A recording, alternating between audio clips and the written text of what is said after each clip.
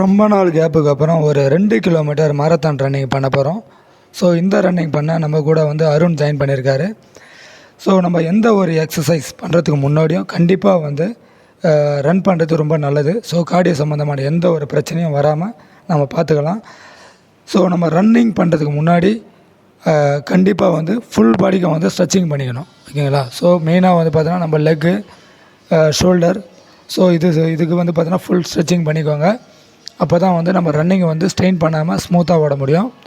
So முடிஞ்ச வரை வந்து ப்ரீத்திங்கில் கான்சன்ட்ரேட் பண்ணுங்கள். ஸோ மூச்சை விடும்போது முடிஞ்ச வரை வாய் வழியாக விடாமல் மூக்கு வழியாக விடுங்க. அப்போ தான் வந்து உங்களோட ஸ்டெமினா லெவல் பார்த்தீங்கன்னா இன்னும் கொஞ்சம் இன்க்ரீஸாக இருக்கும்.